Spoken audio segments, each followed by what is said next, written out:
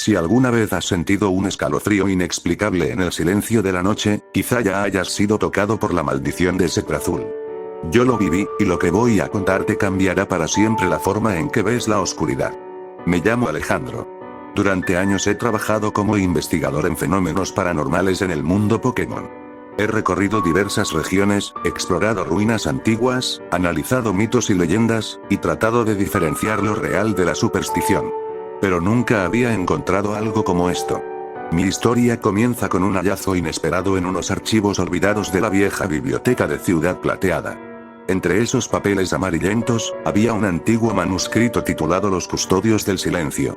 Decía que, hace siglos, en las profundidades de las Islas Espuma, existió un culto que adoraba a una entidad olvidada, algo tan antiguo como la misma tierra, algo que no podía ser nombrado. No le ofrecían sacrificios ni le rendían tributo, sino que su única tarea era contenerlo, mantenerlo a salvo, bajo la más estricta vigilancia. Hablaban de una criatura que no tenía forma definida, un ser que no podía ser visto ni oído, a menos que él quisiera. La única característica visible que poseía era una sonrisa. Una sonrisa blanca, enormemente desproporcionada, que se extendía de esquina a esquina de su rostro, flotando en la oscuridad. Este culto intentó sellarlo en un templo subterráneo, un ritual prohibido que usaba sacrificios humanos y Pokémon. Pero fracasaron. No solo no lograron sellarlo, sino que, al contrario, despertaron su hambre insaciable. Desde ese momento, el nombre de Setrazul quedó maldito, como un susurro peligroso que se filtra en el oído y se niega a ser olvidado. La verdad es que no existían registros de su aparición. No hubo testigos que pudieran contar su historia. Nunca quedaban cadáveres. No había evidencia tangible de su existencia, solo silencio. Un silencio que se traga todo a su paso, un vacío insondable que te consume sin dejar rastro.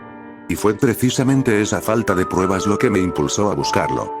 Tomé un barco hacia las Islas Espuma, un lugar conocido por ser el hábitat de Articuno, pero las zonas más profundas de la isla nunca habían sido exploradas. No había mapas de esas áreas. Nadie se había atrevido a descender en busca de lo desconocido. Y eso, precisamente, fue lo que me atrajo. Descendí con mi equipo de expedición, pero a medida que nos adentrábamos en las oscuras cavernas, la atmósfera se volvía cada vez más opresiva. El aire se sentía pesado, húmedo, casi como si todo el lugar estuviera respirando a través de nosotros. La sensación de ser observado, de que algo nos acechaba, aumentaba con cada paso que dábamos. Mis compañeros comenzaron a inquietarse. Algunos decían sentir una presencia extraña, otros, más supersticiosos, aseguraban que escuchaban susurros lejanos, voces que se colaban entre las paredes rocosas.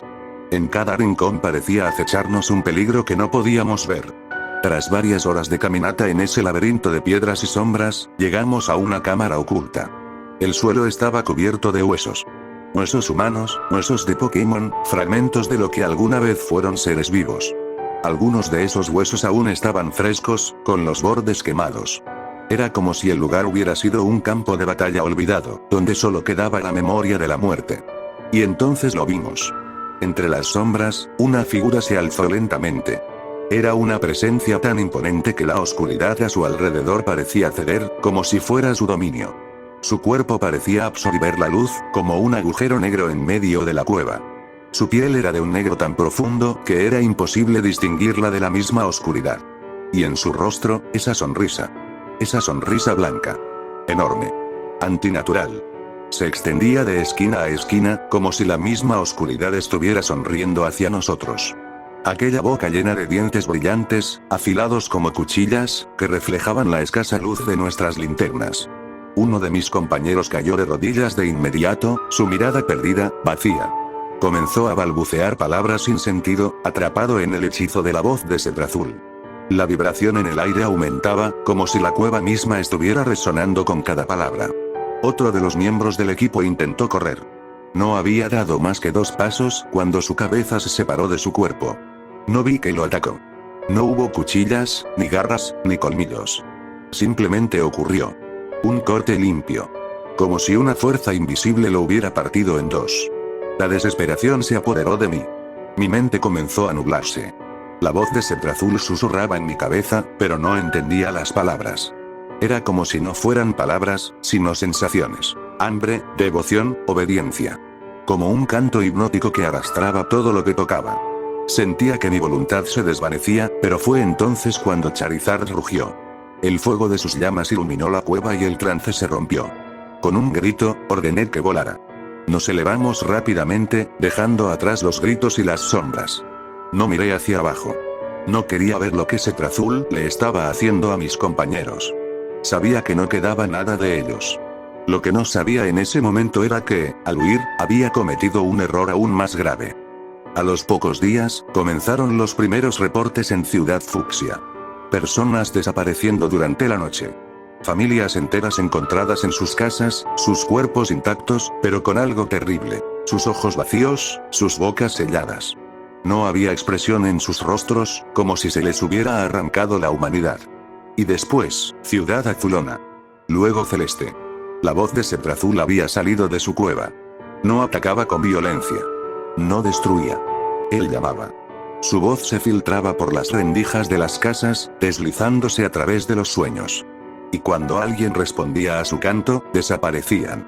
Se entregaban a él sin resistencia. El silencio los tragaba. Las ciudades caían una tras otra. Nadie podía detenerlo. Nadie sabía cómo luchar contra algo tan intangible, tan maldito. Y entonces, descubrí la verdad. Los medios comenzaron a difundirlo. Yo lo había liberado. Yo había roto su prisión.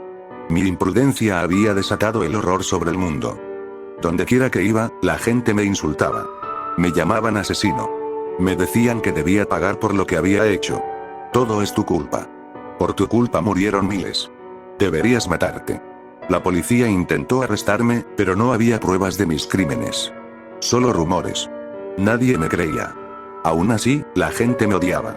Ya no había forma de escapar de la culpa. Cada vez que cerraba los ojos, veía su sonrisa.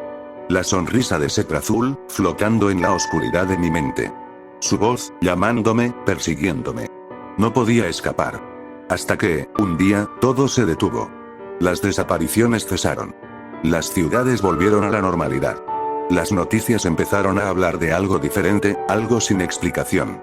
Setrazul desapareció. Tal vez había saciado su hambre. Tal vez simplemente regresó a su cueva. Pero yo ya estaba roto. Estoy en una habitación de hotel en Ciudad Azafrán. Frente a mí, una grabadora. Quiero que alguien escuche esto, que sepan la verdad. No puedo cargar con esto más. Las voces de los muertos me atormentan. Los veo en las calles. En el reflejo del espejo. No puedo escapar de lo que hice. No hay redención para mí. Si alguien escucha esto, les pido que no busquen a Setrazul. Porque si lo hacen, será su final.